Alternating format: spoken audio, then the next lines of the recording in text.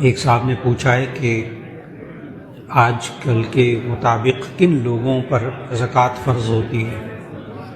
تو اس کا جواب یہ ہے کہ زکوٰۃ کے لیے نمبر 1 نقد روپیہ، سونا چاندی یا مال تجارت۔ اگر 52.5 تولہ چاندی یعنی 612 گرام چاندی ہو تو اس پر زکوٰۃ فرض ہوگی، یا اس کے برابر روپے سے ہوں تو اس پر زکوٰۃ فرض ہوگی۔ اور اگر سونا ہے تو وہ 7.5 تولے سونا، جو آج کل کے گرام کے اعتبار سے 87.5 گرام سونا بنتا ہے، وہ اگر ہو تو اس پر زکوٰۃ فرض ہوگی، اس کی قیمت۔ اور اگر دونوں چیزیں موجود ہوں، سونا چاندی دونوں موجود ہوں، تو دونوں کی قیمت لگا کر اس میں سے 2.5% دینا ہوگا، یعنی ہر لاکھ میں سے 2,500 روپیہ۔ اور اگر سونا ہو 7 پیسے ہوں تب بھی سونے کی ساری قیمت لگا کر آپ اس کی زکوٰۃ۔ اور اگر بیوی کے پاس صرف سونا ہے اور وہ 7.5 تولے سے کم ہے تو اس پر زکوٰۃ فرض نہیں ہوگی، اگرچہ وہ بنے گا وہ بھی لاکھوں کا، لیکن اس پر زکوٰۃ فرض نہیں ہوگی۔ ایک صاحب نے کہا کیا شادی کے موقع پر مہندی، قوالی نائٹ اور بارات وغیرہ کے فنکشن کرنا جائز ہیں؟ تو اس کا جواب یہ کہ کئی چیزیں جمع کر دی، الگ الگ بات کر لیتے ہیں۔ مہندی لگانا سنت ہے، مہندی لگانا سنت ہے۔ نبی کریم صلی اللہ علیہ وسلم نے خواتین چند ایک آئیں تو ان کے ہاتھوں پر مہندی نہیں لگی ہوئی تھی، پہچان نہیں پائے کہ یہ مرد کے ہاتھ ہیں عورت کے ہاتھ ہیں، تو فرمایا اس کو رنگ لیا کرو بالحنہ، حنہ کہتے ہیں مہندی کو۔ اور مردوں کو جو سفید بال ہوتے ہیں اس میں مہندی لگانا سنت ہے۔ تو اگر مہندی کی بات کی جائے تو عورتوں کے لیے بھی ہاتھوں میں پاؤں میں مہندی لگانا سنت ہے۔ مرد کے سر کے اور داڑھی کے بال سفید ہو جائیں تو مہندی لگانا سنت ہے۔ تو مہندی کے بارے میں پوچھا، وہ تو سنت ہے۔ اب وہ رسم مہندی جو شادی کے موقع پر ہوتی ہے وہ خالی مہندی تو نہیں ہوتی جناب، وہاں تو گانے بجانے بھی ہوتے ہیں، وہ ایک حرام۔ وہاں مخلوط محفلیں ہوتی ہیں جو آج جمعے کا موضوع تھا، وہ بھی حرام۔ وہاں ناچ گانا ہوتا ہے، وہ بھی حرام۔ اور اگر مہندی لگانی ہے لڑکی کو، یا سب نے مہندیاں لگانی ہے تو لگا لیں، سنت سمجھ کے لگا لیں، ثواب ہو۔ سارے اکٹھے ہو گئے، مرد الگ کھانا کھا لیں، عورتیں الگ کھانا کھا لیں، مبارک ہو۔ لیکن وہ مہندی کی رسم باقاعدہ کہ لڑکے والے آئیں، لڑکی والے ادھر جائیں، اور سارے گناہ کے کام، تو ظاہر وہ مہندی تو نہیں، وہ تو گناہوں کا مجموعہ ہے، اس کو مہندی نہ کہیں۔ جو رسم ہمارے ہاں کہتے ہیں رسم مہندی، ورنہ مہندی تو سنت ہے، لیکن اس سنت کی شکل کو اتنا بگاڑ دیا گیا، اور اس میں ساری رسومات جتنی ہوتی ہیں وہ ساری ہندوؤں کی ہیں، ایک ایک رسم ہندوؤں کی جو مسلمانوں کے کلچر میں آ گئی۔ اور اب تو یہ حال ہے کہ ایک جگہ نکاح کے لیے جانا ہوا تو جس طرح ہوتا ہے صوفے وغیرہ لگے ہوئے ہوتے ہیں تقریب میں، تو میرے پیچھے بیچ کچھ نوجوان کھڑے ہوئے تھے، تو نکاح ہو گیا، خطبہ ہوا، اس کے بعد ایجاب و قبول ہوا، نکاح ہو گیا۔ تو بڑے اچھے خاصے قابل، مذاق نہیں کر رہے تھے، وہ سنجیدہ تھے، میں نے بار غور سے دیکھا اچھی طرح، پھر بعد میں ان کو میں نے سمجھایا بھی بٹھا کے بعد میں۔ تو پتہ کیا کہتے، پیچھے سے مجھے آواز آئی جب نکاح ہو گیا اور میں نے کہا مبارک ہو، اور دعا بھی ہو گئی، تو پیچھے سے 2-3 نوجوان کھڑے تھے، وہ کہنے لگے پھیرے تو لگائے نہیں۔ میں نے ایک دم چونک کے پیچھے دیکھا تو وہ سنجیدہ، یعنی ان کو کوئی بتانے والا نہیں تھا کہ یہ پھیرے ہندوؤں کے ہاں ہوتے ہیں۔ ہاں ان کو پکا پتا ہے، ہمیں اسلام میں تو نہیں بتا سکے کہ ہوتے کہ نہیں ہوتے، انہوں نے اتنا میڈیا دیکھا کہ وہ کہتے پھیرے نہیں ہوئے۔ اور میں نے پھر پلٹ کے بعد میں بات بھی کی ان سے، تو واقعی وہ سنجیدہ تھے، کوئی مذاق نہیں کر رہے تھے۔ یہ آج بھی بچیوں کے ذہنوں میں بھی ہے، کیونکہ ساری زندگی کبھی نکاح کے بارے میں بات ہی نہیں ہوئی کہ کس طرح سنت کے مطابق نکاح ہوتا ہے. ہاں میڈیا میں ان کو بچیوں نے سب دیکھا ہے کہ نکاح کیسے ہوتا ہے. یہی مصیبت ہے.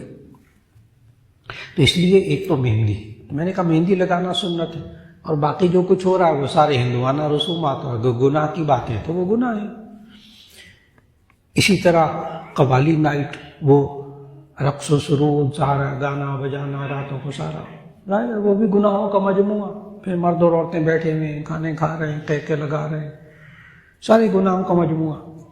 پھر تیسری بات پوچھی بارات کا فنکشن.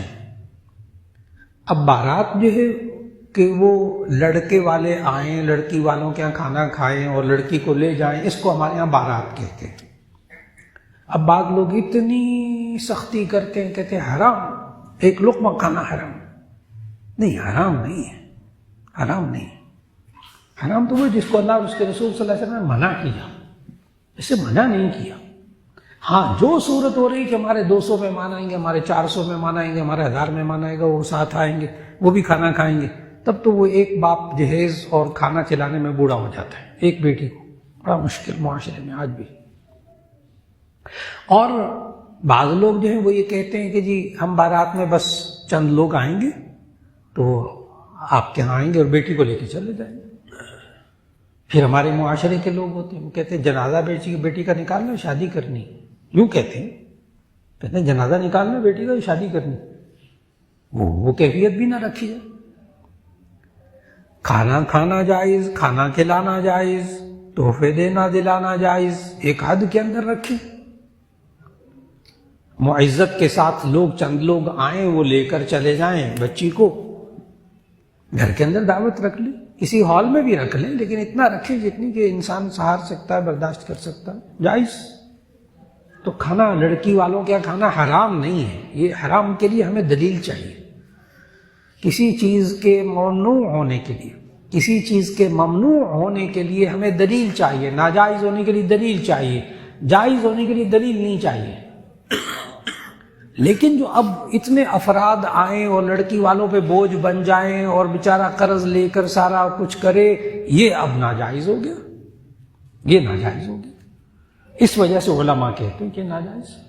اس لیے بھرپور کوشش کی جائے کہ جب رشتے ہوں تو اس وقت آپس میں باتیں کی جائیں.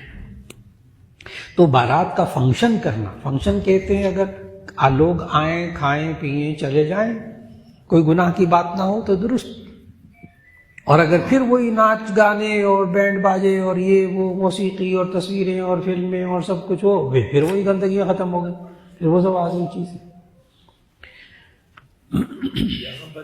جی السلام علیکم. جی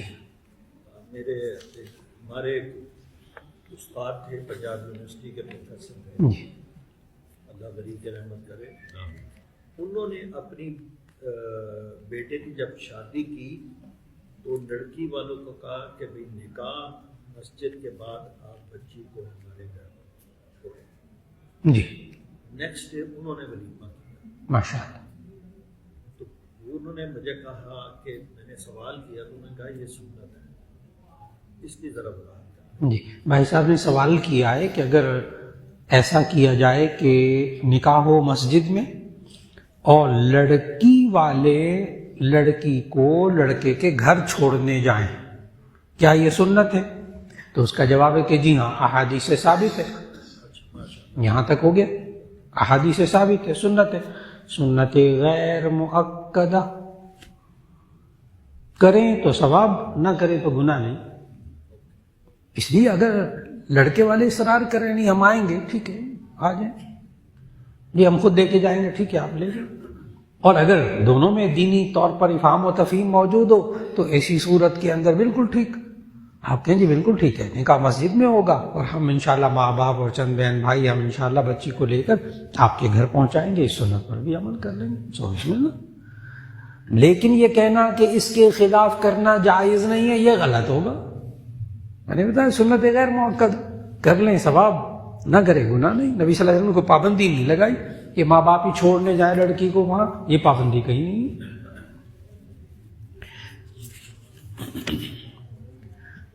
ایک صاحب نے کہا کہ یہ پی ایم ای ایکس میں پاکستان مارکیٹ مرچنٹ ایکسچینج میں کام کرنا جائز ہوگا؟ جی، کسی بھی کمپنی کے اندر کام کرنا جائز ہے بشرطے کہ وہاں پر لین دین جو کچھ ہوتا ہو شرعی تقاضوں کے مطابق ہوتا ہو. آپ اس ایکسچینج کمپنی میں آپ کاروبار کر سکتے ہیں، جائز ہے. اب جتنے بھی ایکسچینج کمپنیاں ہیں جن میں روپے کے بدلے میں ریال ڈالر دینا لینا جائز، اور اس میں اتار چڑھاؤ بھی جائز، اتار چڑھاؤ بھی جائز. مارکیٹ کا کچھ اور ریٹ ہو، آپ اس سے زیادہ پیسے لے لیں، زیادہ کم لے لیں، جائز. لیکن یہ کہ لوگوں کو تکلیف نہ پہنچائے، جو اس کو کہتے ہیں بلیک میں بیچنا، وہ نہ ہو تو جائز. اس میں صرف اتنا ہے کہ شرعی تقاضے پورے کر کے کسی بھی ایکسچینج کمپنی میں کام کریں، بالکل جائز.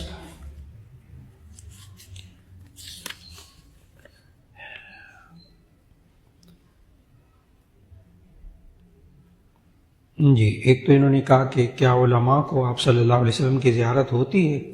جی، علماء کو کیا عوام کو ہوتی ہے. ماشاء اللہ، درود شریف کثرت سے پڑھیے، اللہ تعالیٰ انشاءاللہ زیارت کروا دے گا. لیکن نبی صلی اللہ علیہ وسلم کی جب زیارت ہو تو پھر ایمان رکھیں کہ نبی صلی اللہ علیہ وسلم ہی کی زیارت ہوئی. یہ حدیث ہے، من رآنی فی المنام فقد رآنی فإن الشیطان لا یتمثل بی.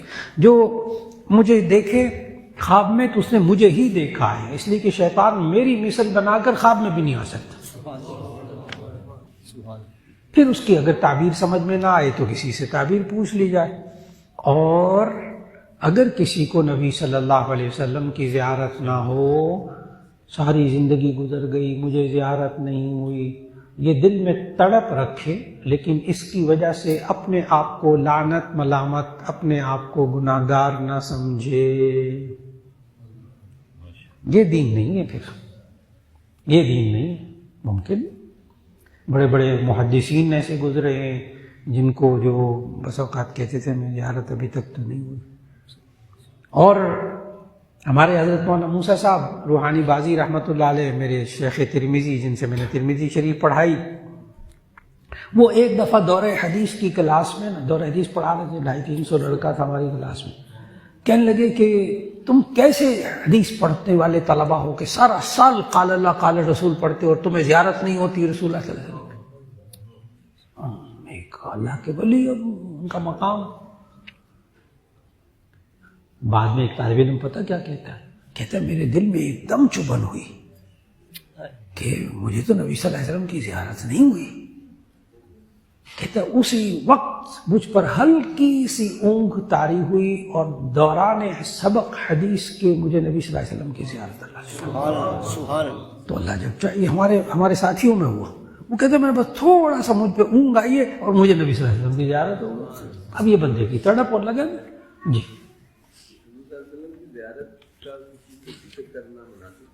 جی، بہت اچھا سوال کیا بھائی صاحب نے. پوچھا ہے کیا نبی صلی اللہ علیہ وسلم کی زیارت ہو جائے تو کسی سے ذکر کرنا چاہیے؟ تو اس کا جواب یہ ہے اپنی بیوی سے ذکر کر دیں، اپنے بچوں سے ذکر کر دیں، اپنے شیخ سے ذکر کر دیں، جو آپ سے محبت کرتے ہیں ان سے ذکر کر دیں، لیکن دل کے اندر کوئی اپنی بڑائی، کوئی تکبر مقصود نہ ہو. اور بیوی بھی لان تان کرنے والی، تانے دینے والی نہ ہو تو بتا دیں، ورنہ وہ اس کو پھر دلیل کے طور پر جب پیش کرے گی تو بندہ پانی بھی نہیں مانگے گا. ٹھیک، تو اس لیے بس یہ دیکھ لے ماحول کیسا ہے اس کے مطابق. لیکن عوام میں ذکر کرنا بتانا وہ مناسب نہیں. لیکن بعض علماء ہیں جو کسی خاص بات کو بیان کرنے کے لیے بتاتے ہیں کہ مجھے نبی صلی اللہ علیہ وسلم کی زیارت ہوئی، نبی صلی اللہ علیہ وسلم نے یہ فرمایا، یہ نصیحت کی کوئی بات ہوتی، وہ ٹھیک ہے، وہ ٹھیک ہے، لیکن دل میں تکبر نہ ہو. اور یہ موت کے بعد ہر ایک زیارت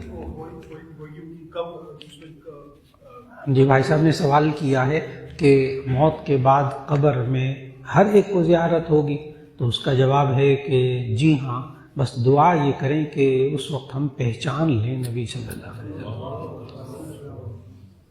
بس یہ دعا کریں. پوچھا جائے گا نا من نبیک، اور ایک روایت میں نبی صلی اللہ علیہ وسلم کی زیارت کروائی جائے گی اور کہا جائے گا تمہاری کیا رائے ہے ان کے بارے میں.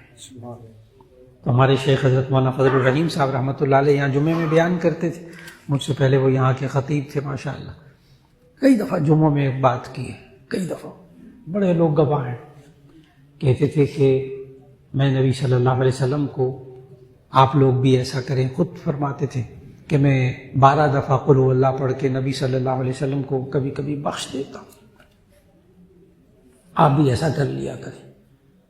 اور فرماتے تھے کہ جب 12 دفعہ قل هو اللہ پڑھ کے نبی صلی اللہ علیہ وسلم کو بخشیں گے تو جب قبر میں نبی صلی اللہ علیہ وسلم کے بارے میں پوچھا جائے گا یہ کون ہے، تو نبی صلی اللہ علیہ وسلم خود کہیں گے اس سے کیا پوچھتے ہو، یہ تو مجھے 4 قرآن پڑھ کے بخشتا تھا، اس سے کیا پوچھتے ہو۔ یہ حضرت کے جملے ہوتے تھے، یہ حضرت کے جملے ہوتے تھے، یعنی مانا اس کا آسان کام، نبی صلی اللہ علیہ وسلم کی سنت پر عمل کیجیے، کثرت سے درود شریف پڑھیے اور فکر نہ کیجیے، پہچان لیں گے۔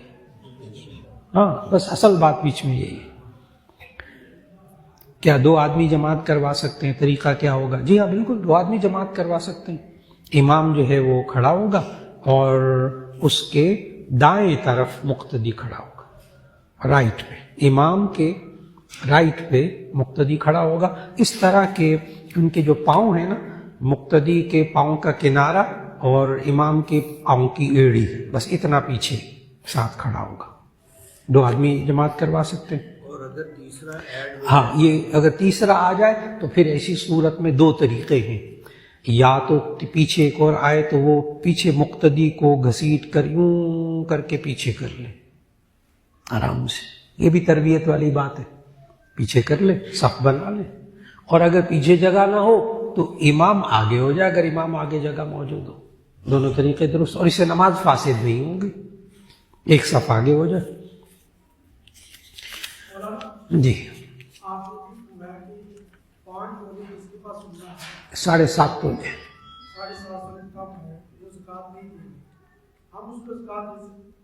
جی آپ اس کے لیے ذہن میں رکھیے، بھائی صاحب کا سوال میں دہرا دیتا ہوں تاکہ سب کو معلوم ہو جائے کہ اگر کسی کے پاس 7.5 تولے سونا نہیں ہے، کم ہے، 7 تولے ہے، 5 تولے ہے، تو ایسی صورت میں کیا ہم اس کو زکوٰۃ دے سکتے ہیں؟ یہ ان کا سوال ہے۔ اس کا جواب میں آسان الفاظ میں دوں گا۔ آپ نے یہ دیکھنا یہ صاحب نصاب ہے کہ نہیں، صرف سونے کو نہیں دیکھنا۔ اگر سونا تو ہے اس کے پاس 1 تولہ، اب اس وقت 5 سے اوپر چلا گیا، ہاں 5 سے اوپر چلا گیا، 5 لاکھ سے زیادہ۔ تو ایسی صورت کے اندر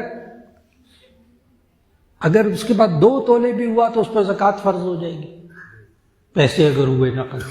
تو اس لیے میں یہ نہیں کہوں گا کہ 5 تولے سونا ہو تو اس کو زکوٰۃ دے سکتے ہیں، میں یہ کہوں گا جو صاحب نصاب نہ ہو آپ اس کو زکوٰۃ دے سکتے ہیں بس۔ اب اس کے بعد اگر اس کے پاس 2 تولے سونا ہے، پاس بچت میں روپیہ موجود ہے، یہ صاحب نصاب پر اس پر زکوٰۃ فرض ہے۔ اور زکوٰۃ کس کو دے سکتے ہیں؟ یہ اب ایک اصول اللہ نے ہمیں سمجھا دیا۔ سورہ توبہ آیت نمبر 60 آیت نمبر 60 سورہ توبہ، اس میں اللہ تعالیٰ نے 8 مصرف بتائے زکوٰۃ کے۔ انما الصدقات للفقراء والمساکین والعاملین علیہا والمؤلفۃ قلوبہم وفی الرقاب والغارمین وفی سبیل اللہ وابن السبیل۔ اس میں پہلا مصرف ہے انما الصدقات للفقراء، محتاج کو، فقیر کو آپ زکوٰۃ دے سکتے ہیں۔ فقیر کی ضد، اس کا اپوزٹ غنی، جو صاحب نصاب ہے وہ غنی، جو صاحب نصاب نہیں ہے وہ فقیر۔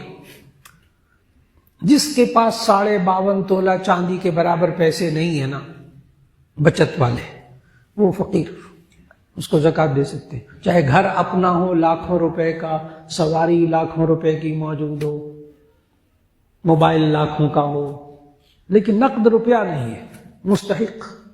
میری بات اب مکمل ہو گئی۔ تو 5 تولے ذہن میں نہیں رکھیں گے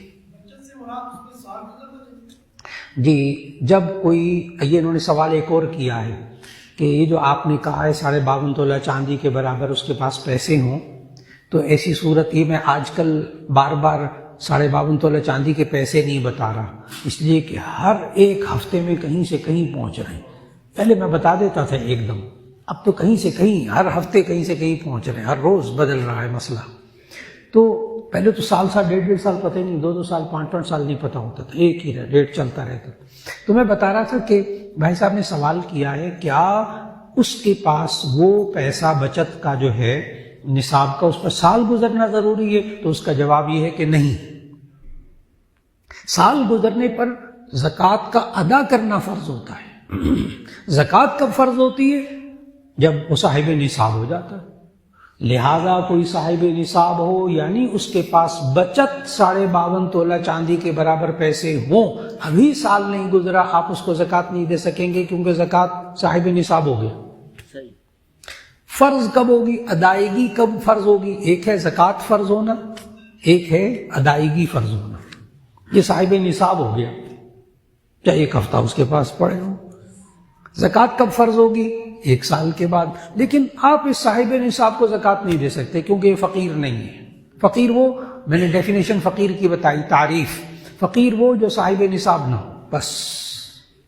شخص ایسا ہے جو کاروبار والا ہے اور اسے پتا ہے کہ میں صاحب نصاب ہی ہوں اور وہ ایڈوانس زکوٰۃ دیتا رہتا ہے، جیسے کوئی موقع آتا ہے کہ اس کا مریض آ گیا جی جی، تو وہ ایڈوانس زکوٰۃ کا ایک ہیڈ بنا لیتا ہے، جب صاحب نصاب ہوتا ہے تو اس میں سے وہ مائنس کر کے زکوٰۃ دے سکتے ہیں۔ جی بھائی صاحب نے سوال کیا ایڈوانس زکوٰۃ کے بارے میں۔ ایڈوانس زکوٰۃ دینے کے بارے میں صرف ایک شرط ہے کہ وہ بندہ اس وقت صاحب نصاب ہو۔ اگر وہ صاحب نصاب نہیں ہے نا تو پھر وہ زکوٰۃ نہیں دے رہا، وہ کچھ اور ہی ہے، وہ زکوٰۃ فرض ہی نہیں اس پر۔ جو صاحب نصاب ہے اور سال بعد زکوٰۃ دینی ہے، لیکن ایک بندہ آیا اس کو 1000 دے دیا، اس کو 2000 دے دیا، دیتے وقت زکوٰۃ کی نیت ہونی چاہیے، بعد میں ایڈجسٹ نہیں کرنا۔ دیتے وقت زکوٰۃ کی 1000 دیا، زکوٰۃ نوٹ کر لیے، دوسرا بندہ اس کو 5000 دے دیے، نوٹ کر لیے۔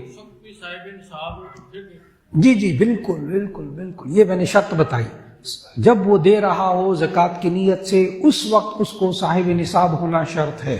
اگر وہ صاحب نصاب نہ ہوا تو اس پر زکوٰۃ فرض ہی نہیں ہے، وہ دے کیا رہا ہے؟ خیرات آتی ہے، صدقہ جائے گا۔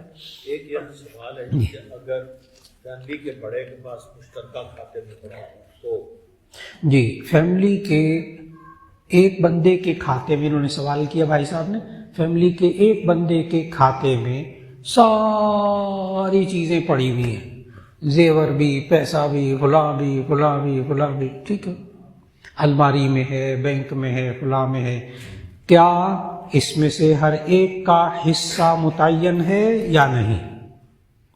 بیوی کا زیور ہے، بیوی کا زیور ہے، اگر ہے اس کی کسٹڈی میں تو بیوی کا ہی ہے، ٹھیک۔ آج کے پیسے، بچے کے پیسے، فلاں کے پیسے، فلاں کے پیسے سارے اس نے ایک اکاؤنٹ میں رکھے ہوئے ہیں، ایک جگہ رکھے ہوئے ہیں، ملکیت متعین ہے، اتنے لاکھ اس کے ہیں، اتنے لاکھ اس کے ہیں، یہ اتنے تولے زیور بچی کا ہے، اتنا فلاں کا ہے، بالکل الگ الگ حساب ہوگا۔ صرف کسٹڈی میں ہونا، ایک جگہ پڑے ہونا معتبر نہیں ہے، ملکیت قبضہ معتبر ہے۔ دو باتیں، ملکیت اور قبضہ، دو چیزیں۔ یہ قبضہ کیوں بولا، ملکیت کیوں بولی؟ کہ آج کل ہمارے ہاں عورتوں میں بیماری ہے، وہ 10 تولے سونا، 20 تولے سونا بڑا ہوا ہے، بڑی زکوٰۃ لگتی ہے۔ میں اس میں سے نا 5 تولے اپنی بڑی بیٹی کے لیے رکھ رہی ہوں، بڑی بیٹی کے نام، 5 تولے چھوٹی بیٹی کے نام، 2 تولے اتنے نام، وہ 7.5 تولے کسی کے بنتے ہی نہیں ہیں، لہذا زکوٰۃ فرض نہیں ہوتی۔ اب اس کے لیے آیت پڑھیں گے، سورہ بقرہ کی دوسری آیت، یخادعون اللہ والذین آمنوا وما یخدعون الا انفسهم وما یشعرون۔ یہ اللہ کو دھوکہ دیتے ہیں، ایمان والوں کو دھوکہ دیتے ہیں، اللہ کہتا ہے یہ اپنے آپ کو دھوکہ دیتے ہیں۔ اللہ کے ساتھ گیم کھیلنا، اللہ کے ساتھ گیم کرنا، ہاں، یہ کہتے میں نے 5 تولے بیٹی کے نام رکھ دیا، 5 تولے اس کے نام رکھ دیا، ملکیت اسی ماں کی ہے، قبضہ اسی ماں کا ہے، اس پر زکوٰۃ فرض ہوتی ہے، اس کو دینی پڑے گی۔ تو میں نے بتایا 2 چیزوں کا خیال رکھنا ہے، ایک ملکیت، ایک قبضہ۔ اور اگر اس نے کہا بیٹی کو، بیٹا یہ 5 تولے تیرا زیور، بیچ خرید جو مرضی کر، میں نے نہیں آئندہ اس کو کچھ کرنا، ٹھیک ہے، اس کا ہو گیا۔ پھر اگر اپنے پاس سنبھال کے رکھا، باپ کا سوال، پھر اپنے پاس سنبھال کے رکھا، ٹھیک ہے، ملکیت کر دی نا، نیت کر لی، اب اس کو نہ بیچ سکے گی، نہ خرید سکے گی، نہ کچھ کر سکے گی، ہدیہ کر دیا۔ اپنی ملکیت سے نکال دیا پھر ٹھیک ہے. نابالغ کیسے قبضہ؟ جی نابالغ کے پاس اگر مال ہو اس کو مالک بھی بنا دیا جائے کہ یہ میں نے اپنی چھوٹی بیٹی 3-4 سالہ کے لیے یہ 5 تولے سونا اس کے لیے کر دیا، ٹھیک ہے، وہ بچی نابالغ مالکہ ہو گئی لیکن اس پر زکوٰۃ نہیں ہوگی کیونکہ نابالغ پر زکوٰۃ نہیں ہوتی. قبضہ نہ بھی بس میں نے کہا اس پر نابالغ بچی پر زکوٰۃ نہیں ہوگی. جی کسی چیز کو گھر دیا ہوا رہنے کے لیے تو وہ رینٹ پہ اگر دے تو اس کا کرایہ آئے گا تو وہ اس کے رینٹ کے مطابق وہ زکوٰۃ میں جسٹ کر سکتے ہیں. دیکھیے آپ کا جو سوال ہے نا وہ یہ ہے کہ کسی کو گھر رہنے کے لیے دیا، ٹھیک، پھر اس کے بعد اس نے کرایہ دینا ہے انہوں نے، ٹھیک، اب وہ بجائے اس کے کہ وہ کرایہ آپ کو دیں آپ وہ کرایہ زکوٰۃ میں ایڈجسٹ کر لیں تو آپ کی زکوٰۃ ادا نہیں ہوگی. ایڈجسٹ نہیں کرنا. اگر آپ نے ان کو کرنا ہے ایسا، کسی کے ساتھ تعاون کرنا ہے، زکوٰۃ کا پیسہ اس کے ہاتھ میں دے دیں اور دینے کے بعد کہیں آپ کی مرضی ہے، اگر آپ کرائے کے طور پر دینا چاہتے ہیں تو دے دیں، اور اگر آپ اس کو باؤنڈ کریں گے کہ نہیں یہی دو ابھی تو مجھے فوراً دو، زکوٰۃ ادا نہیں ہوگی. جی وہ بندے ہوں مثال کے طور پہ اپنا رشتے دار ہے وہ بھی غریب ہے، زکوٰۃ کو مستحق ہے، اور ایک دیندار بندہ ہے غریب ہے، دونوں میں سے کو دینا جائز ہے. مطلب غریب کو دیں وہ بھی غریب ہے وہ بھی صاحب رشتے دار ہے، دیندار بندے کو دینا.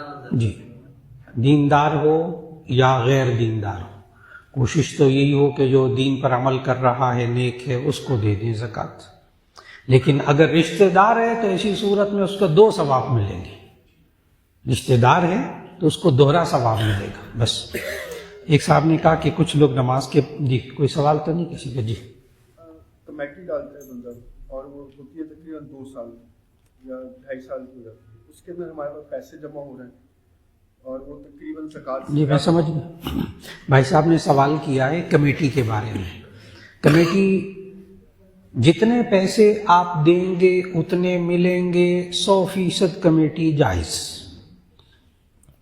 پہلے تو کمیٹی کھول دوں. کمیٹی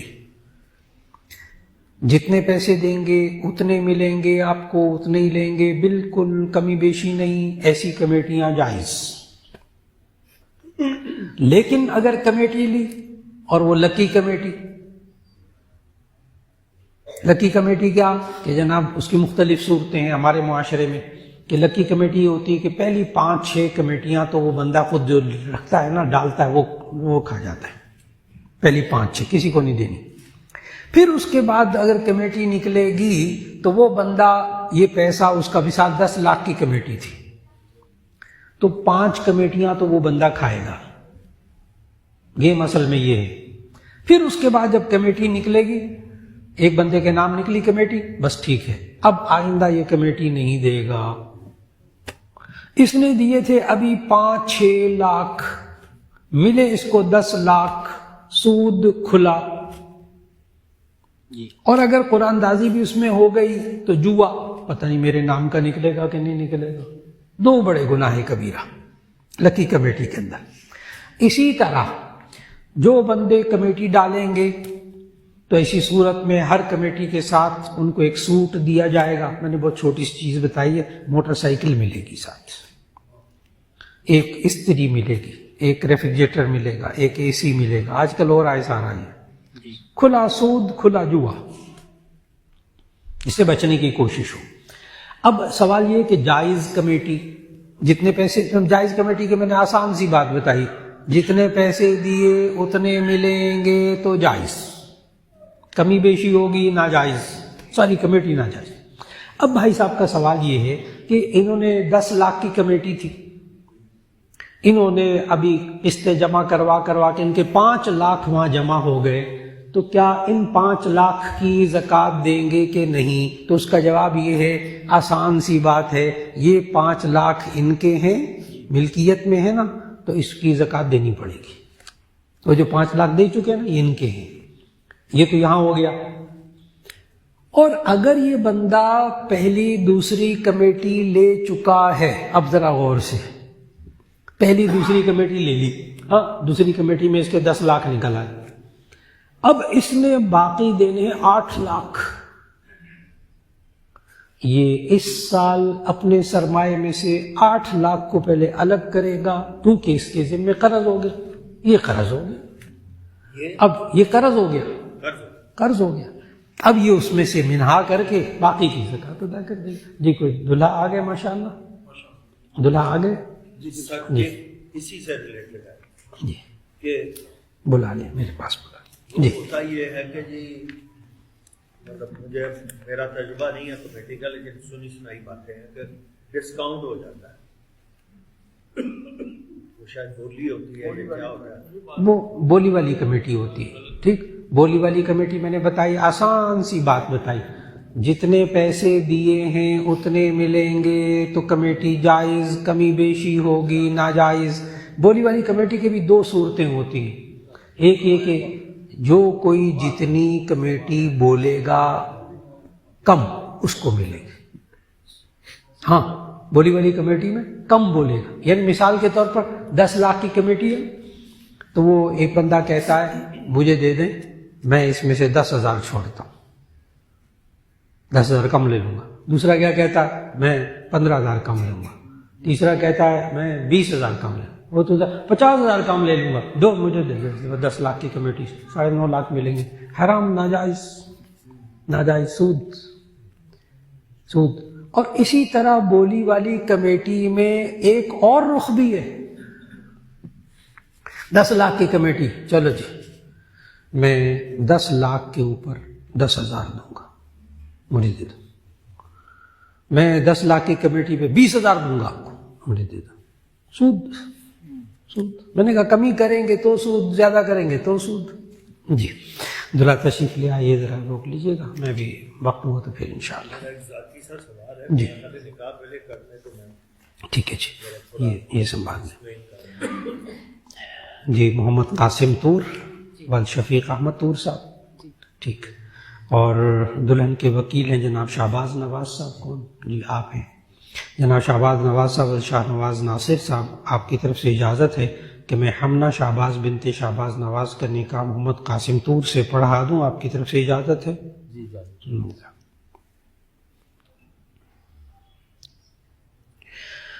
الحمد لله نحمده ونستعينه ونستغفره ونؤمن به ونتوكل عليه ونعوذ بالله من شرور أنفسنا ومن سيئات أعمالنا. من يهده الله فلا مضل له ومن يضلله فلا هادي له. ونشهد أن لا إله إلا الله وحده لا شريك له. ونشهد أن سيدنا ومولانا محمدا عبده ورسوله صلى الله عليه وسلم. أما بعد فأعوذ بالله من الشيطان الرجيم. بسم الله الرحمن الرحيم. يا أيها الناس اتقوا ربكم الذي خلقكم من نفس واحدة وخلق منها زوجها وبث منهما رجالا كثيرا ونساء واتقوا الله الذي تساءلون به والأرحام إن الله كان عليكم رقيبا. يا أيها الذين آمنوا اتقوا الله حق تقاته ولا تموتن إلا وأنتم مسلمون. يا أيها الذين آمنوا اتقوا الله وقولوا قولا سديدا يصلح لكم أعمالكم ويغفر لكم ذنوبكم ومن يطع الله ورسوله فقد فاز فوزا عظيما. وقال النبي صلى الله عليه وسلم النكاح من سنتي. وقال عليه الصلاة والسلام من رغب عن سنتي فليس مني. صدق الله وصدق رسوله النبي الكريم. جناب محمد قاسم طور والشفیق احمد طور صاحب، میں بحیثیت نکاح خواں کے آپ سے مخاطب ہوں. جناب محمد قاسم طور صاحب والشفیق احمد طور صاحب، میں نے بحیثیت نکاح خواں کے حمنہ شہباز بنت شہباز نواز، جن کا حق مہر مبلغ 1.5 تولے سونا زیورات کی صورت میں جو تقریباً 7 لاکھ روپے مالیت کا ہے، میں نے آپ کے نکاح میں دی. آپ نے اپنے لیے قبول کیا. مائک میں کہیے میں نے اپنے لیے قبول کیا. بارک اللہ فیک، بارک اللہ فیک. دعا بھی فرما لے. الحمدللہ رب العالمین. اللهم صل على سيدنا ومولانا محمد وعلى آل سيدنا ومولانا محمد وبارک وسلم. یا اللہ اس نکاح میں خیر و برکت عطا فرما، خوشیاں عطا فرما. یا اللہ ایک دوسرے کے حقوق ادا کرنے کی توفیق عطا فرما، ان کو سکون والی زندگی عطا فرما، برکت والی اولاد عطا فرما. یا اللہ ہم سب کی دعاؤں کو قبول فرما. وصلی اللہ تعالی علی خیر خلقہ محمد وآلہ واصحابہ اجمعین برحمتک یا ارحم الراحمین. بہت بہت مبارک ہو، ماشاء اللہ، جزاک اللہ خیر.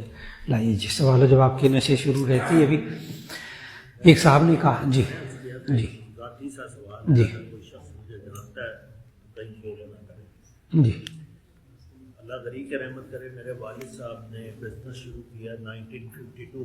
جی تو مجھے نہیں پتا کہ کس بھائی نے یہ بات ان کو کہی، یہ میرے علم میں نہیں ہے. تو 98 میں ان کا انتقال ہوتا ہے 2002 میں. 98 میں انہوں نے 52 سے لے کے غالباً 98 تک کہہ رہے سال گنے اپنے. جو سب سے بڑے بھائی آئے تھے ان کے سال گنے، اس کے بعد نمبر 2 آئے، نمبر 3 آئے، نمبر 4 آئے.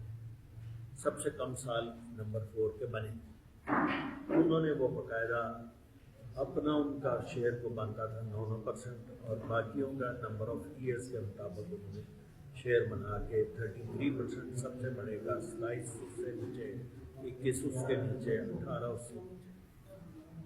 کیا یہ طریقہ درست ہے؟ جی، آپ نے جو سوال کیا ہے نا، اپنی زندگی میں اپنے کاروبار کے شیئر بچوں میں تقسیم کرنا، اپنی زندگی میں جب آپ تقسیم کریں گے وہ ہدیہ ہوگا. چاہے کسی کو زیادہ دیں، چاہے کسی کو کم کریں. برابر دینا افضل ہے، برابر دینا، حق دینا عدل و انصاف کا تقاضا ہے. لیکن جو ترتیب بتائی کہ جی اتنی عمر والے کو اتنے زیادہ، کم عمر والے کو کم شیئر، یہ دین نہیں ہے. یہ دین نہیں ہے، یہ اپنی مرضی ہے. اگر سارے متفق ہوں ٹھیک ہے، دین نہیں ہے. دین میں کوئی حکم نہیں ہے شرعی. یہ میں نے جواب دے دیا مکمل. دین نہیں ہے یہ. اس لیے دین کیا ہے؟ سب کو برابر دیا جائے. ہاں ایک بیٹی ہے، وہ بیچاری بہت ہی برے حال میں، گھر بھی اپنا نہیں ہے، اس کو زیادہ دے دیا. باقی بیٹوں کو بھی سمجھا دیا، دیکھو تمہارے پاس تو اپنا اپنا گھر ہے، اس کے پاس تو اپنا گھر بھی نہیں، اس لیے میں اس کو زیادہ دے رہا ہوں. بیٹوں نے کہا ٹھیک ہے، زندگی میں دے دیا ہدیہ. جی ایک صاحب نے پوچھا کچھ لوگ نماز کے پابند ہونے کے باوجود ڈپریشن کا شکار ہوتے ہیں، مگر آپ نے فرمایا کہ اگر کوئی نماز کا پابند ہو تو اس کو ڈپریشن نہیں ہوتا، باہمت ہوتا ہے. جی گزشتہ جمعوں میں تھی بات، میں نے بتایا یہ ڈپریشن کا علاج ہے. نماز ڈپریشن کا علاج ہے. اس لیے اگر نماز پڑھنے والے کو بھی ڈپریشن ہو جائے نا تو اس کو نماز میں اور زیادہ کسی بزرگ سے پوچھ کر رائے لینی چاہیے کہ یہ کیا ہوا کیا میرے ساتھ، میں نماز پڑھتا ہوں مجھے پھر بھی ڈپریشن کیوں ہوتا ہے. پھر وہ بزرگ اس کی رہنمائی کریں گے، اس سے پوچھیں گے کچھ باتیں اور بتائیں گے کہ یہ وجوہات ہیں. نماز تو اپنا کام کر رہی ہے. یہ بالکل ایسی مثال ہے کہ جیسے ایک ڈاکٹر کہے کہ انسولین جو ہے یہ شوگر کا واحد علاج ہے اور کمال کا کامیاب علاج ہے، 100% علاج ہے شوگر کا. ٹھیک ہے، اس نے جناب انسولین لگانی شروع کر دی اور ساتھ ہی مٹھائی کا ڈبہ بھی 1 کلو کا ساتھ ہر وقت. پھر بعد میں آ کر کہتا ہے وہ چند مہینوں کے بعد، ڈاکٹر صاحب ویسے خام کا دعویٰ کرتے تھے انسولین بڑے کام کی چیز ہے، شوگر قابو کر لیتی ہے. تو ڈاکٹر صاحب کیا کہیں گے، ذرا مٹھائی کا ڈبہ بند کر دیں ساتھ والا، یہ جو مٹھائی کا ڈبہ ہے یہ بند کر دیں. اب سمجھ گیا میرا خیال. نماز تو پڑھ رہے ہیں لیکن وہ کام بھی کر رہے ہیں جس کی وجہ سے ڈپریشن ہوتا ہے. وہ حرکتیں بھی کر رہے ہیں، جیسے نماز پڑھ رہے ہیں قرض بھی لے رہے ہیں، نماز بھی پڑھ رہے ہیں لڑائیاں بھی کر رہے ہیں، نماز بھی پڑھ رہے ہیں دوسرے کا حق بھی مار رہے ہیں، نماز بھی پڑھ رہے ہیں حرام کام بھی کر رہے ہیں. ڈپریشن تو ہوگا. یہ نہ کہ نماز اثر نہیں کرتی، نہیں، وہ ڈبہ بند کرے مٹھائی کا، پھر انسولین اثر کرے گی. اور اگر ڈبہ بھی کھلا رکھا اور انسولین بھی لگ رہی ہے تو پھر اس میں انسولین کا قصور تو نہیں ہے نا، پھر تو ڈبے کا قصور. جی ایسے تو قرآن سارا ہی شفا کی طور پہ ہے، لیکن بعض بزرگوں نے سنا ہے سورہ والضحیٰ جو ہے اس میں ڈپریشن کا علاج ہے. جی بالکل، یہ بس یہ بزرگوں کے معمولات جو ہوتے ہیں اعمال قرآنی، حضرت مولانا شف علی تھانوی رحمہ اللہ نے پوری کتاب لکھ دی اس پر، پوری کتاب اعمال قرآنی. لیکن بس قرآن کو صرف دم درود کی کتاب نہ بنائیں، عمل کریں بس. یہ بھی نہیں، میں انکار بھی نہیں کیا، شفا بھی ہے. سوال ہی کیا جی سوال یہ تھا کہ سورہ والضحیٰ پڑھیں تو ڈپریشن کا علاج ہوتا ہے. میں نے کہا بالکل ٹھیک، بزرگوں کا معمولات میں سے ہے. ایک صاحب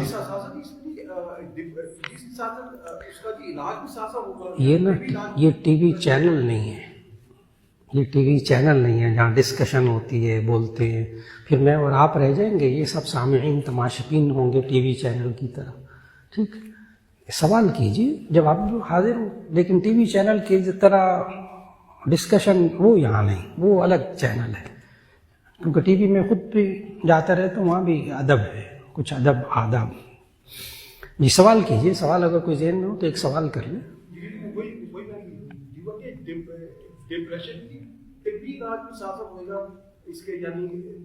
جب سوال مکمل ہو جائے مجھے بتا دیجیے. الحمدللہ. جی ڈپریشن ہو جائے تو روحانی علاج بھی کرنا، جسمانی علاج بھی کرنا، جواب مکمل ہوا.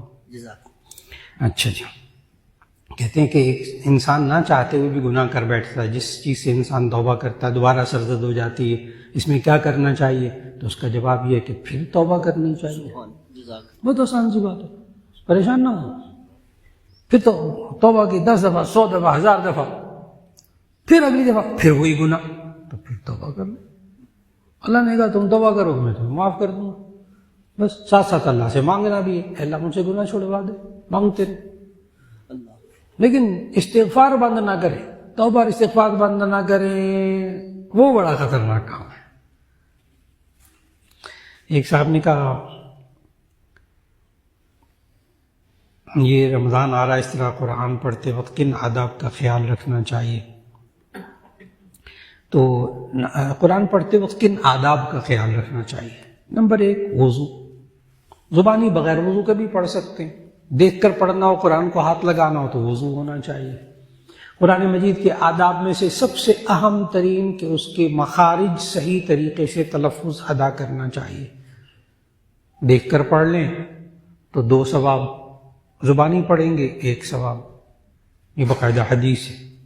دیکھ کر پڑھیں گے 2 ثواب، زبانی پڑھیں گے 1 ثواب. تو دیکھ کر پڑھ لیں.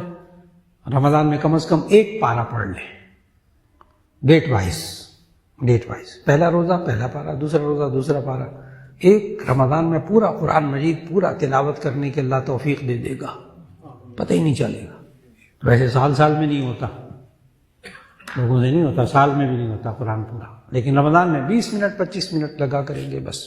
آپ نے بتایا کہ دیکھ کے پڑھنے میں زیادہ ثواب، آیا ہونٹ ہلانے سے پڑھنا زیادہ ثواب ہے یا خالی نظر؟ جی بھائی صاحب نے سوال کیا کہ اس میں آپ نے کہا پڑھیں، تو اس میں کہتا ہوتا ہوں دیکھ کر اونچی آواز سے ڈیٹ وائز پڑھیں، اونچی آواز سے، ذرا سا اتنی کم از کم اپنے آپ کو سنائی دے.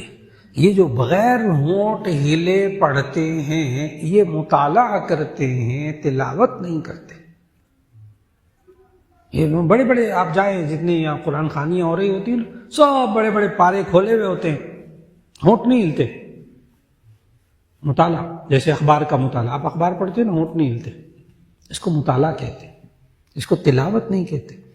اگر آپ ایک پورا پارا اس طرح پڑھیں نا جیسے پڑھتے ہیں قرآن خوانیوں میں لوگ کہ ہونٹ نہیں ہلتے اور پارا پورا پڑھ لیا، اس میں سجدہ تلاوت آیا، اس پر سجدہ تلاوت واجب ہی نہیں ہوتا. مفتی حضرات بیٹھے ہوئے سب سن رہے ہیں، کیوں؟ تلاوت ہی نہیں ہوئی تو سجدہ کا واجب ہوگا. اس کو تلاوت کا ثواب بھی نہیں ملے گا، میت کو بھی نہیں ملے گا. تلاوت ہی نہیں ہوئی، مطالعہ ہوا، ہاں مطالعے کا ثواب ملے گا، اچھی چیز کو دیکھنا ثواب ہے، قرآن کو دیکھنا بھی ثواب ہے. لیکن تلاوت نہیں، تلاوت ہونٹ ہلیں گے کم از کم، اور بہتر کیا اپنے آپ کو کم از کم آواز آئے.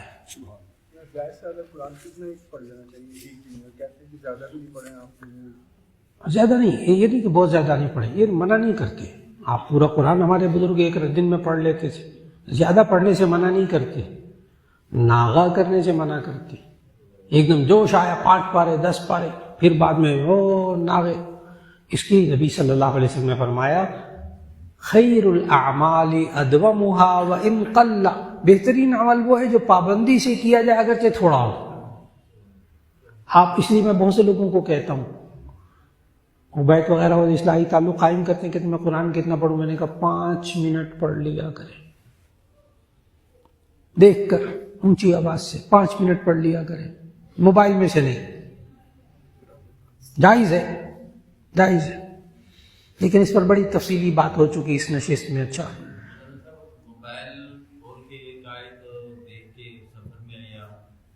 سفر وغیرہ میں کر لیجیے، عام تلاوت کے وقت میں مصحف کو دیکھیں.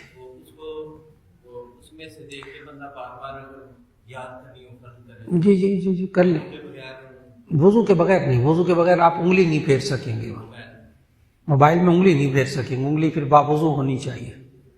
جی قرآن میں ڈاؤن لوڈ ہوا اس کے انہوں نے رومال بنا دیا ہے جی آپ تو سامنے رومال آ جاتا ہے، پھر آپ ایسے وہ بھی نہیں چاہیے. جی چونکہ چمک رہا ہے نا صفحہ، بس اس پہ ہاتھ نہیں رکھنا. ایک صاحب نے کہا کہ مجھے نبی صلی اللہ علیہ وسلم کا دیدار، اللہ تعالیٰ اپنے اور اپنے حبیب کا دیدار کرا دیں، اس کے لیے مجھے کیا کرنا پڑے گا؟ صرف اللہ اور اس کے رسول کی بات مان کر زندگی گزارنی پڑے گی، اور کچھ نہیں کرنا. پھر نبی صلی اللہ علیہ وسلم کا دیدار تو قبر میں ہی ہو جائے گا، اور اللہ کا دیدار جنت میں ہوگا انشاءاللہ. دنیا میں اس کی فکر نہیں کرنی چاہیے. اللہ کا دیدار بھی خواب نہیں ہو سکتے؟ جی ہو سکتا ہے. جی کہتے ہیں اللہ کا دیدار خواب میں ہو سکتا ہے، تو اس کا جواب ہے کہ جی ہاں ہو سکتا ہے. ایک صاحب نے کہا رشتہ کرتے وقت بچے ایک دوسرے کو دیکھ سکتے ہیں، لڑکا لڑکی ایک دوسرے کو دیکھ سکتے ہیں. جی ایک دوسرے کو دیکھنا حدیث میں اجازت ثابت ہے. کیسے دیکھیں؟ جیسے جو مجھ سے بہت لوگ پوچھتے ہیں کیسے دیکھیں، جیسے آپ اپنی بہن کو رشتے کے لیے دکھوانا پسند کرتے ہوں. اللہ ٹھیک، ایک کمرے میں ہوں، بڑے بھی بیٹھے ہوں، بزرگ بھی بیٹھے ہوں، وہ چائے لے کر آ جائے، چائے پی لیں، ویسے بات چیت زیادہ نہ کریں، بس بیٹھے ہیں، دیکھنے شکل و صورت دیکھنی ہے اور قد و کاٹ دیکھنا ہے، بس اتنا دیکھ سکتے ہیں، جائز ہے. کوئی مکالمہ جائز نہیں. جی مکالمہ، بس مکالمہ ایک مکالمہ نہیں، 2 مکالمے نہیں، سلام کرے جواب دے دیں، یہ تھوڑی سی بات کر لیں، کوئی حرج کی بات، گناہ کی بات نہیں ہے. لیکن ٹیلی فون پر وہ لمبی لمبی راتوں کو باتیں حرام ہیں. کانوں کا زنا ہے حدیث کے مطابق، کانوں کا زنا ہے. ایک صاحب نے کہا جمعے کی دوسری اذان کا جواب دینا چاہیے، پہلی کا یا اقامت کے وقت جواب دینا ہے. جی جمعے کے دن پہلی اذان کا جواب دینا ہے، جو خطبے کے وقت اذان ہوتی ہے اس کا جواب نہیں دینا، اقامت کا بھی جواب نہیں دینا جمعے کے دن. اس میں چونکہ نبی صلی اللہ علیہ وسلم کی حدیث اذا جلس الامام علی المنبر فلا صلاۃ ولا کلام، جب امام ممبر پر بیٹھ جائے تو نہ نماز پڑھنی نہ کوئی کلام کرنا ہے. بعض روایت میں حتی یفرغ الامام، یہاں تک کہ امام فارغ ہو جائے. اس پر بعض محدثین نے لکھا کہ اقامت کا بھی جواب نہیں دینا، تو احتیاط ہی ہے اس وقت چپ رہے. جی دل میں تو مرضی کرتے رہے، جائز. بس جو بھی دل میں مجھے کہتا ہے نا دل میں کر لے. میں نے کہا دل میں کھانا بھی کھا لیا کرے، بس اتنا سا جواب دیتا ہوں، دل میں کھانا بھی کھا لیا کرے. ایک صاحب نے کہا کہ تو یہ جمعے کی دوسری اذان کا جواب نہیں دینا، ٹھیک، اس وقت خاموشی، دل میں دے دیں، جائز. ایک صاحب نے کہا فرض نماز کے بعد سنت موقدہ سے پہلے تسبیحات مکمل کر لیں. جی فرض نماز کے بعد وہ جو تسبیحات ہیں فرض نماز کے متصل بعد بھی کر سکتے ہیں، تھوڑی دیر بعد بھی کر سکتے ہیں، کوئی حرج کی بات نہیں. ایک صاحب نے کہا اپنے سے بڑے کی غلطی کی اگر اصلاح کرنی ہو تو اس کے لیے کیا کرنا چاہیے؟ اپنے سے بڑا ہے، اس سے غلطی ہو گئی تو اس کی اصلاح کے لیے کیا کرنا چاہیے؟ تو اس کا جواب یہ کہ اگر مجھے بڑا سمجھا، امام ہوں، جمعہ پڑھاتا ہوں، غلطی ہو گئی، سب کے سامنے کرسی پر بیٹھ کر یا کھڑے ہو کر اعلان نہ کرے مولانا آپ سے غلطی ہو گئی، پاس آ کر کہہ دیجیے یہ غلطی ہو گئی، اس کو دور کر لیجیے. ہاں اگر وہ غلطی ایسی کہ ساروں کو پتہ لگنا چاہیے تو پھر ٹھیک ہے، وہ مولانا آپ نے وہ تشہد نہیں کیا، آپ نے فلاں نہیں کیا، آپ نے ایک سجدہ چھوڑ دیا، نماز دوبارہ پڑھا دیں، وہ اور بات ہے. ٹھیک، تو سب سے متعلق ہو ٹھیک ہے، سب کے سامنے کہہ دیجیے، کوئی حرج کی بات نہیں. یہ 3 رکعتیں ہو گئیں آج جمعے کی 2 رکعتوں کے بجائے، سب کے سامنے کہہ دو، کوئی حرج کی بات نہیں. لیکن نجی زندگی کو کوئی بات معلوم ہو جائے تو ایسی صورت میں بڑے کے پاس ادب سے آ کر کہہ دیجئے کہ ہمیں یہ معلوم ہوا ہے کہ یہ گناہ آپ سے ہوا ہے، تو ایسی صورت میں اصلاح ہونی چاہیے. بالکل ٹھیک. اور بڑے کو بھی دیکھ لینا چاہیے کہ واقعی بہت سے لوگ آتے ہیں اصلاح کرتے ہیں، ماشاءاللہ اصلاح کرتے ہیں، اور اس وقت بندے کو واقعی کہنا چاہیے آپ کا بہت شکریہ، آپ نے توجہ دلا دی، انشاءاللہ آئندہ محتاط رہوں گا. ایک صاحب نے کہا مستورات اور چھوٹے بچوں کے لیے تربیتی حوالے سے کوئی کتاب بتا دیں. جی تحفہ خواتین ایک کتاب ہے مولانا عاشق الہی صاحب کی، اور بچوں کے لیے مختلف کتابیں ہیں جس میں تعلیم الاسلام ہے، تعلیم الاسلام ہے، وہ لے لیجئے، بچوں کے لیے اصلاح ہو جائے گی انشاءاللہ، اس میں ساری باتیں موجود ہوں گی. شادی بیاہ اور دیگر تقریبات میں کیا فوٹوگرافی جائز ہے؟ وہ معلوم ابھی بات ہوگی اس پر، تصاویر اتارنا جائز نہیں. آپ نکاح کے موقع پر اگر کوئی تصویر بنائے مسجد میں تو آپ منع کرتے ہیں، اس کی کیا وجہ؟ اس کی وجہ یہ کہ جو ڈیجیٹل تصویر ہے یہ جائز ہے. حضرت مولانا تقی عثمانی صاحب نے فرمایا تصویر نہیں ہے، کیمرے کے ذریعے تصویر لی جائے، تصویر نہیں ہے یہ، جب تک اس کو پرنٹ نہ کیا جائے کچھ ایسا.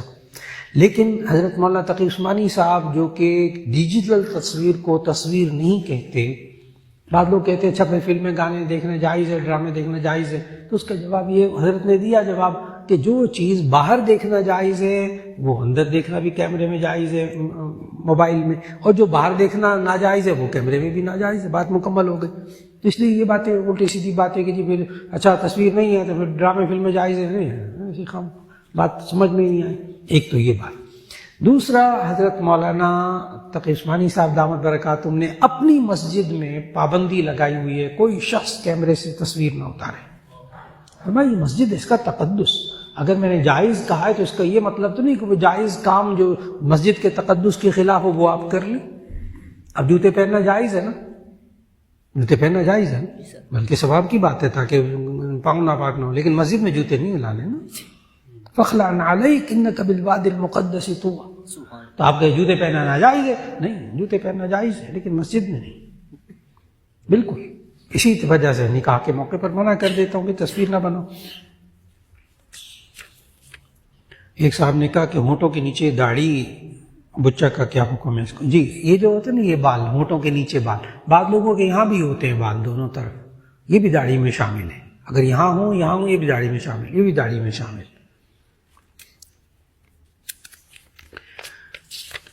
جی ایک صاحب نے کہا کہ میرے والدہ کے پاس 30 تولے سونا ہے، وہ چاہ رہی میں 7 تولے اپنے دونوں بچوں میں تقسیم کر دوں. میں نے جواب دے دیا اگر تو بچوں میں تقسیم کر کے ان کو مالک بنا دینا، بس میرا اب کوئی تعلق نہیں اس سے، ٹھیک تقسیم ہو گئے.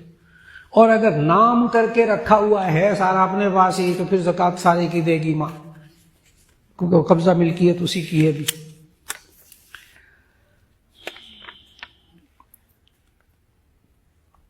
ایک صاحب نے کہا کہ میں شب برات میں شعبان میں سونے اور پیسے کی زکوٰۃ میں نے نکال دی ہے، تو اب جو پیسے 2 مہینے کے بعد آئیں گے کیا ان کی بھی زکوٰۃ لگے گی؟ بڑا اچھا سوال کیا. کہتے میں شعبان کے مہینے میں زکوٰۃ میں نے دے دی ہے سارے سونے چاندی پیسے کی، لیکن 2 مہینے کے بعد بھی میرے پاس پیسے آنے والے ہیں، کیا میں اس کی بھی زکوٰۃ دوں گا؟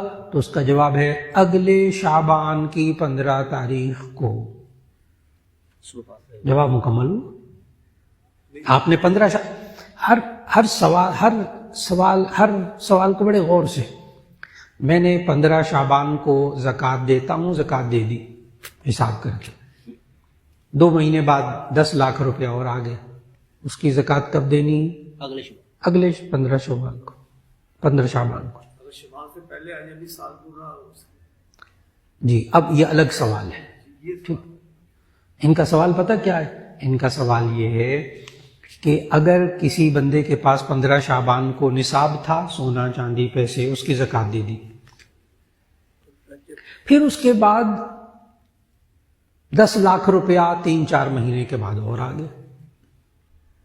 اب 15 شعبان کو ابھی اس پر تو پورا سال نہیں گزرا 10 لاکھ پر، تو کیا اس کی زکوٰۃ دیں گے کہ نہیں دیں گے؟ اس کا جواب غور سے سنیں. اگر آپ پچھلے 15 شعبان کو صاحب نصاب چلے آ رہے ہیں تو اگلی 15 شعبان سے ایک دن پہلے بھی 10 لاکھ روپے آئے تو اس کی بھی زکوٰۃ دینی ہوگی اگر وہ آپ کی بچت ہے، کیونکہ نصاب میں اگر اضافہ ہو جائے درمیان سال میں، اینڈ پہ اس کو آپ کاؤنٹ کریں گے، اور اگر وہ 10 لاکھ روپے خرچ ہو گئے ٹھیک ہے، کوئی زکوٰۃ نہیں اس کی۔ اگر وہ بچت، آسان بات کیا ہو گئی، 15 شعبان کو آپ زکوٰۃ دیتے ہیں، صاحب نصاب ہو گئے، سارا سال صاحب نصاب رہے، درمیان میں فلیکچویشن اتار چڑھاؤ کا کوئی اعتبار نہیں، اگلے 15 شعبان کو آپ کے پاس جو بچت ہوگی چاہے کم ہو یا زیادہ ہو اس کے آپ نے زکوٰۃ دینی ہوگی۔ بہت آسان سا اصول ہے۔ تو زکوٰۃ کی بات کی بچت کا بھی حساب کیسے کیا جائے کہ اپنی جو ہے اس کے لحاظ سے یعنی ضرورتوں کے لحاظ سے جو ہے بس جو پیسے پڑے ہوئے ہوں گے نا وہ بچت کہلاتی ہے، بات مکمل ہو گئی۔ ایک صاحب نے کہا میں نابینا ہوں اور شوگر بلڈ پریشر کے بیمار، تو کیا میں روزے کسی کو رکھوا سکتی ہوں؟ خاتون کا سوال ہے، میں نابینا ہوں اور شوگر بلڈ پریشر کی مریضہ ہوں، بیمار ہوں، تو کیا میں روزے کسی کو رکھوا سکتی ہوں؟ اس کا کتنا فدیہ بنتا ہے ساری اور افطاری کا؟ تو اس کا جواب یہ ہے کہ روزے رکھوانا، کوئی اور آپ کی طرف سے روزے رکھ لے، یہ جائز نہیں ہے۔ روزہ اور نماز یہ کسی اور کی طرف سے نہیں ہو سکتے۔ ہاں آپ فدیہ دے سکتے ہیں، وہ اللہ نے قرآن میں کہا وَعَلَى الَّذِينَ يُطِيقُونَهُ فِدْيَةٌ طَعَامُ مسکین، ایک مسکین کو 2 وقت کھانا کھلانا، نہیں کھلا سکتے، حالات نہیں ہے تو پھر 1.25 کلو گندم یا اس کے پیسے ایک غریب کو دے سکتے ہیں، وہ فدیہ ہے۔ روزے نہیں رکھوانا جی کسی کو۔ اللہ کے نزدیک عزت کا معیار تقویٰ ہے، لوگوں کے درمیان کیا ہے؟ تو لوگوں کے درمیان بھی یہی ہونا چاہیے، جو بندہ نیک ہے اس کی عزت کرے، جو گناہ گار ہے وہ عزت والا نہیں ہونا چاہیے، لوگوں کے اندر بھی یہی چیز۔ یہ پھر وہی سوال ہے فدیے والا۔ ایک صاحب نے کہا کہ رمضان میں درس قرآن کا سلسلہ شروع فرما دیں، بہت فائدہ ہوتا ہے۔ جی اس سال بھی انشاءاللہ ہر روز ایک پارہ کا خلاصہ انشاءاللہ العزیز، یکم رمضان کو پہلے پارے کا، دوسرے روزے کو دوسرے پارے کا خلاصہ انشاءاللہ وہ سب لوگوں کو پہنچا کرے گا انشاءاللہ، اردو میں، آسان اردو میں۔ جی یہ موبائل پر آیا کرے گا انشاءاللہ، ریکارڈ ہوا کرے، ریکارڈنگ اس کی چاہے کرے گی کہ ایک پارہ ہر روز انشاءاللہ، کیونکہ جی بہت سارے لوگ نہیں، ریکارڈڈ جایا کرے گا۔ تو بہت سارے حضرات نا وہ کہتے ہیں ہم ایک مسجد میں نہیں آ سکتے، ہم ایک جگہ نہیں آ سکتے، بہت ملکوں کے لوگ ہیں، تو پھر یہ طریقہ اختیار کرنا پڑا کہ جی پھر درس جو ہے وہ سب لوگوں کو پہنچ جائے۔ اچھا تراویح جو ہے اپنا گھر میں جو بچے وغیرہ بلاتے ہیں، جو لوگ سیکھ رہے ہوتے ہیں مدرسے کے، تو وہ اپنے گھر میں کروا جی بالکل بالکل تراویح کروا سکتے ہیں، اپنے بچوں کو بلا کے گھر میں تراویح پڑھوا سکتے ہیں۔ ایک صاحب نے پوچھا گورنمنٹ کی طرف سے جی پی فنڈ جو ملتا ہے اس کو بتا دیں۔ جی پی فنڈ میں جو پروفٹ ملتا ہے 100% حلال۔ حضرت مفتی شفیع صاحب رحمۃ اللہ علیہ نے اس پر رسالہ لکھا ہے، پروویڈنٹ فنڈ کے شرعی احکام، تو وہ جائز، وہ سود نہیں ہے۔ مسافر نماز جمعہ ادا کرے تو نماز ظہر کی 2 رکعت الگ ادا کرنی ہوں گی کہ نہیں؟ مسافر نماز جمعہ ادا کر لے بس، اس نے ظہر کی نماز نہیں پھر پڑھنی۔ کون سے بینک کا، اس نے پوچھا کون سے بینک کا پروفٹ جائز ہے اور شرعی لحاظ سے؟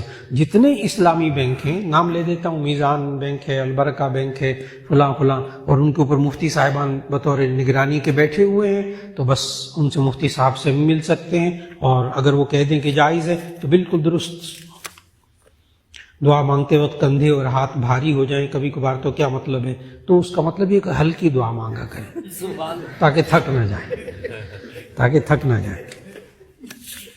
ایک صاحب نے کہا ہاں پنجاب کی تہذیب میں، ثقافت میں بسنت منانا یہ کیسے حرام ہو سکتی ہے؟ رہی پیسے کی بات تو وہ تو چیز مہنگی ہے تو پیسہ تو لگے گا۔ جی آج کا جمعہ انہوں نے سنا نہیں ہے، میرا خیال ہے سنا نہیں ہے جمعے میں بیٹھتے تو آج پورا جمعہ ماشاءاللہ۔ میں نے صرف بسنت کا نام نہیں لیا اس لیے کہ پھر وہ موسمی جمعہ ہو جاتا ہے، سبحان اللہ۔ پھر وہ لوگ سمجھتے شاید یہ بسنت کے لیے، باقی زندگی کے لیے نہیں، ہمیں ساری زندگی سمجھانی پڑتی، تو اس لیے وہ پھر لوگ نا اس جمعے کو پھر یہی سمجھتے ہیں یہ بس بسنتی جمعہ تھا، بس باقی زندگی میں کوئی حرام حلال کی پرواہ کی ضرورت نہیں ہے، نہیں، ساری زندگی کا مسئلہ ہے۔ کہتے ہیں کوئی محفل ہوتی ہو نعت وغیرہ کی یا تلاوت کی، اس میں عمرے کے لیے قرآن اندازی ہوتی ہے، کیا اس طرح عمرے پر جانا جائز ہے؟ تو اس کا جواب یہ ہے، جس جگہ فیس لی جاتی ہے ہر شریک جو ہے نا وہ شناختی کارڈ جمع کرائے اور ساتھ 1000 روپے جمع کرائے، پھر اس میں قرآن اندازی کے ذریعے عمرہ ہوگا تو اس نے دیے تو 1000 روپے ہیں، ملے اس کو 2.5 لاکھ روپیہ ہیں، سود ہے اور پتہ نہیں ملے گا کہ نہیں ملے گا، جوا، چاہے عمرے کا نام ہو جوا۔ اگر ان کے پیسے اپنے انوالو ہیں اور اگر صرف شناختی کارڈ، بس جی جو آئے شناختی کارڈ جمع کرا دیں، کاپی جمع کروا دیں، ہم انشاءاللہ اپنے پاس سے 3 بندوں کو قرآن اندازی ہوگی عمرے پہ بھیجیں گے، 100% جائز۔ پیسہ اگر بندے کا انوالو ہوا نا بس پھر خرابی آئی جی، اسٹور وغیرہ والے کرتے ہیں کام بس جی۔ آرگنائزیشن ہوتی ہیں ان میں جو امپلائیز کام کرتے ہیں ان کو ہوتا ہے کہ ہر سال کئی لوگ کرتے ہیں کہ ہر سال آپ کو جی اس میں جی بالکل بالکل، امپلائیز، یہ بھائی صاحب نے سوال کیا، مختلف کمپنیوں والے عمرے پہ بھیجتے ہیں اپنے ورکروں کو، جائز جی، قرآن اندازی کرتے ہیں تو بھی جائز جی۔ میں بریلوی ہوں جی الحمدللہ۔ شرک کے بارے میں معلومات کرنا چاہتا ہوں، اچھا جی، شرک کے بارے میں تھوڑی جی بس اس میں یوں ہے کہ ہمارا جو محفل ہے نا اس میں 2 چیزوں پر پابندی ہے، نمبر 1 فرقہ وارانہ بات کرنا، نمبر 2 سیاسی بات کرنا، ٹھیک ہے جی؟ تو 2 باتیں بالکل نہیں کرنی یہاں، کیونکہ اگر کریں گے تو میں جواب نہیں دوں گا، ٹھیک؟ تو باقی آپ سوال یوں کر لیجئے کہ شرک کسے کہتے ہیں، ٹھیک ہے؟ ٹھیک ہے نا؟ تو آسان سی بات ہے، اللہ پہلے اس کے لیے توحید کو سمجھنا ہوگا۔ شرک توحید کا اپوزٹ ہے، ٹھیک ہے؟ توحید کہتے ہیں اللہ کو ایک ماننا اس کی ذات صفات کے اعتبار سے، اللہ کی ذات میں کسی کو شریک نہ کریں، جیسے یہودیوں نے، عیسائیوں نے عزیر علیہ السلام کو، یہودیوں نے عزیر علیہ السلام کو اللہ کا بیٹا بنا دیا، اور مسیحوں نے وقالت الیہود عزیر ابن اللہ وقالت النصارى مسیح ابن اللہ۔ اسی طرح صفات میں شرک کرنا، صفات میں شرک کرنا، آپ مجھے دیکھ رہے ہیں؟ جی جی میں اچھا، اللہ مجھے دیکھ رہا ہے؟ اللہ مجھے دیکھ رہا ہے، یہ تو شرک ہو گیا۔ آپ میری بات سن رہے ہیں، اللہ بھی سن رہا ہے، شرک ہو گیا؟ نہیں، ابھی شرک نہیں ہوا، ٹھیک؟ جس طرح اللہ دیکھتا ہے ویسے فلاں دیکھتا ہے، شرک ہو گیا۔ سبحان اللہ، سبحان جس طرح اللہ سنتا ہے ویسے یہ سنتا ہے، اب شرک ہو گیا۔ بہت آسان کر کے بتا دیا۔